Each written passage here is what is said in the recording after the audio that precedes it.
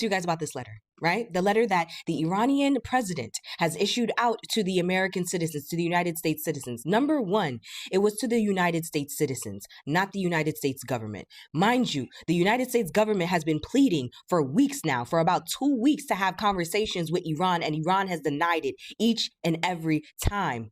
They came to us. That's a red flag. So already before even reading it, I'm already like, this is not a good sign. After reading it, I'm like, oh no, this is definitely not a good sign. Now, y'all could correct me if I'm wrong, right? But my understanding, my perception of this letter is that this is Iran's last attempt in them defending themselves, explaining their stance, and also issuing out the truth to the United States citizens. This is their last time trying to explain everything to us. And when I say that this is their last time explaining to us, this is their last time explaining before everything that's about to go down actually goes down. Because once that starts, right? Once that phase of this war begins, Iran will not have time to explain to you all, United States citizens, why everything is going down the way that it's going down. They are giving us this last opportunity to basically accept the truth at our own discretion. The way that Iran organized that letter, they said everything that they needed to say. Everything that they needed to say. They started off with their history, highlighting that they have one of the oldest civilizations in history, and that throughout their entire history, not once have they ever initiated a war. Iran's president stated that throughout the entire existence of Iran, that they do not have one moment in history that supports or provides evidence that Iran has ever supported or condoned colonialism, destruction, domination, has initiated any war ever, that they have never imposed any type of sanction that has impacted the... Now, a message comes from the overseas, and we all seeing this happening in America, not to the government, but directly to the people of America. And an open letter from the Iran to American citizens, and it's scary. It is just tempting, And now, reaction are starting to come in, but among the Black Americans, the response isn't just emotional. It's funny. It's just people are just, nobody's making fun of it. It's just like a thoughtful one, cautious, and some cases deeply personal. All right, I have clips here. Watch them. I'll come back.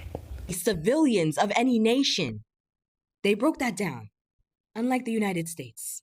After stating that historical fact, Iran, in the letter, states that portraying Iran as a threat is neither consistent with historical reality nor with present-day observable facts.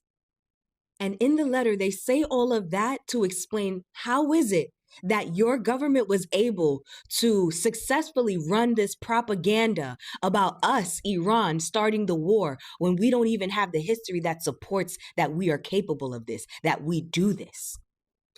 They are trying to make you, the American citizen, who is supposed to be the reader, understand exactly what's going on. A country that has never, throughout its entire history, who is older than the United States, has never initiated a war, yet the United States was able to successfully spread propaganda about this country and this war. Let that sink in. In the letter, they then, Iran, explained to everybody that the Iranian people have no hate towards the American citizens, towards any European, towards anybody, to be honest. Right? That they, right, in their government has always made the clear distinction between government and the people. You understand how that distinction is deeply rooted in principle and collective consciousness, something that we don't have here in the United States. He pointed it out. That statement was not only made to disgrace and shame the United States government, but also the citizens, the active citizens that elected these people into these positions. And then right before the letter ends, you're now at the point, if you're reading it, right? You are 3/4 into the letter. Iran poses the fundamental question, exactly which of the American people's interests are truly being served by this war? Was there any objective threat from Iran to justify such behavior? They're asking you, the United States citizens, what did they do to deserve this? What can your government, the American government, say to justify such actions? What did they do? They're asking you, the American citizens. They want you guys to open up your eyes and see what the fuck is going on. All of these actions that the United States government is implementing, is imposing, on whose interest, on behalf of whose interest are they for? Iran stated multiple times in that letter that they will defend themselves, and they are defending themselves, that they will not stand down. This letter is their last attempt in explaining their position to the United States citizens before what goes down actually goes the fuck down. That's it. I don't know how many times this orange-headed beast lied. He lied so damn much I could not keep up. One, he said that there was actual talks between him and Iran. There are no fucking talks. And the regime changes happened after y'all assassinated their leaders. Two, he said he's taking out their Navy, their Air Force. They barely got anything. If they barely got anything, why the fuck are they taking out Israel left and right? Inflation is not down. It's almost at 4%. Economy is not booming. It's barely making it. We are steady at the moment. Employment is between 4.4 and 4.6. Low hire and we gonna fire. Gas is around $4 a goddamn gallon. None of our allies are coming to our rescue.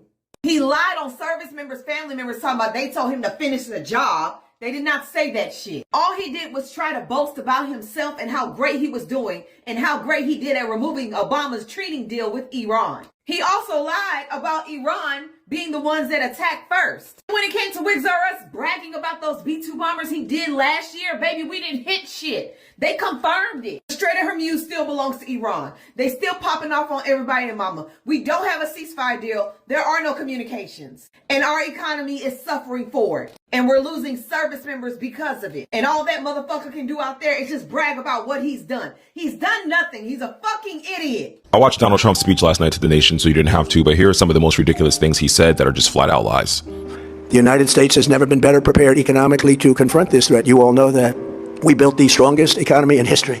We're going through it right now, the strongest in history. In 1 year, we've taken a dead and crippled country, made it the hottest country anywhere in the world by far with no inflation, record-setting investments coming into the United States, over $18 trillion, and the highest stock market ever, with 53 all-time record highs in just 1 year. The United States economy is doing horribly right now. Gas is almost $6 a gallon in California. People can't afford rent. People can't afford bills. The price of groceries is higher than ever.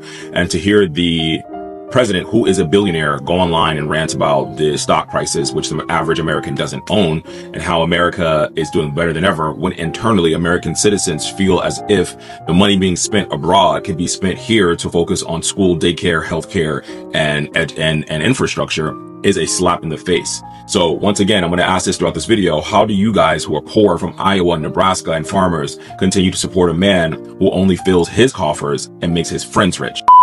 Then we're in great shape for the future. The United States imports almost no oil through the Hormuz Strait and won't be taking any in the future. We don't need it. We haven't needed it, and we don't need it. The countries of the world that do receive oil through the Hormuz Strait must take care of that passage. They must cherish it. They must grab it and cherish it. They can take the lead in protecting the oil that they so desperately depend on. The United States imports roughly 600,000 barrels a day from Saudi Arabia and up to 350,000 barrels a day from Iraq. This oil all comes through the Strait of Hormuz. And even if it didn't, global markets dictate the price of oil, which is why the oil increase and shortage around the world cause prices to go up. Trump has also threatened to stop sending aid to Ukraine if the Europeans do not help his war in Iran, to come on and start a war that no one needed because Iran wasn't actual imminent threat to us and weren't going to attack us, because Iran doesn't officially attack other nations in the region, especially abroad, and then try to rope the EU into your war, and then now you're blaming them for not securing the Strait of Hormuz because you're scared to go in to Iran and actually fight them head on? In these past 4 weeks, our armed forces have delivered swift, decisive, overwhelming victories on the battlefield. Victories like few people have ever seen before. Tonight, Iran's Navy is gone. Their Air Force is in ruins as we speak. Their ability to launch missiles and drones is dramatically curtailed, and their weapons, factories, and rocket launchers are being blown to pieces. Very few of them left. Never in the history of warfare has an enemy suffered such clear and devastating large-scale losses in a matter of weeks. Not only has this war been sloppy, unnecessary, and messy, you have actually bombed a children's school with hundreds of kids in it. So no, your actions have not been swift and have not been direct. We've also shot at our own planes, and we've also had our own army personnel injured by America and America's actions. So no. And to continuously claim that Iran is decimated while Iran is sending out videos inviting America's and troops to come on the ground saying that they're ready for you and showing their navy, you can't just continuously lie, because American eyes have not even seen your efforts in the war. We haven't seen anything. All we've seen is you bomb a couple of factories. That doesn't mean Iran is decimated, and I doubt that they're decimated because they're on a bombing campaign right now in Israel and in the Middle East, your allies. The second largest reserves on Earth after the United States of America. We're now totally independent of the Middle East, and yet we are there to help. We don't have to be there. We don't need their oil. We don't need anything they have, but we're there to help our allies. America produces the most oil in the world. That is a true statement. But what he's leaving out, and what most MAGA dummies won't even research, is why we import. We're a net oil importer. We actually export more oil than we import. But we import around 8 million barrels of oil a day because our refineries are not made for the oil that we actually have in America. So America produces something called like light sweet crude oil. Our refineries, though, are made for sour, heavy crude oil, the oil that comes from other places, to refine that. So it's easier for us to export our oil and for us to import the oil. But just so you know, the oil that we actually use in this country is imported, not our own oil. I mean, the more he talks about Iran, this whole video, is the more it sounds like he's talking about Israel. And I think that is just projection of everything that's going on. To continuously say, like, we've never seen any military action like this before. The world has never seen it. I'm the greatest president to ever do anything. Show us the tapes. Show us this illustrious force of America taking out the Iranian regime. Show us that Iran is toppled. Show us that they don't exist anymore, because you're lying.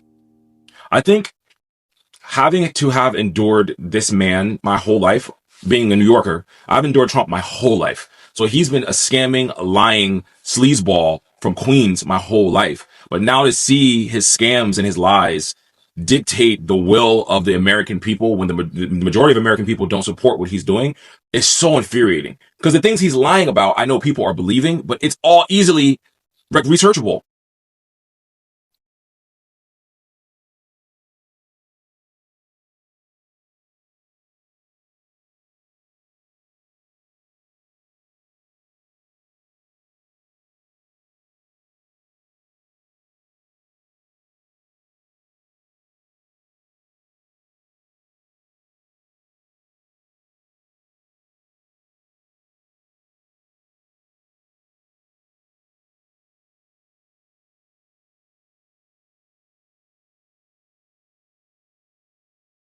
When people hear about message like this, the first reaction is usually curious, how to see what is in the letter, right?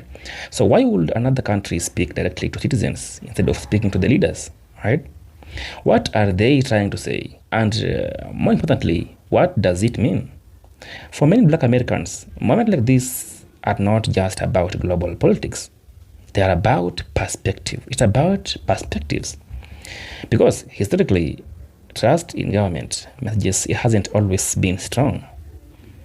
There have been times when the full story wasn't there, or when communities felt left or out of the important things. So when messages comes from outside, it doesn't automatically get accepted, but it also isn't ignored. It gets questioned. It gets analyzed. Some people see it as a warning, others see it as a strategy or a plan. So because of countries don't just send messages like this without a reason, it's about influence. It's about shaping how people shaping how people think about and feel about something. And in times of tension, words can be just as powerful as actions. Now, another layer on this, Black Americans have a unique history when it comes to war, politics, and global conflict. From past wars to modern decisions, there have been moments.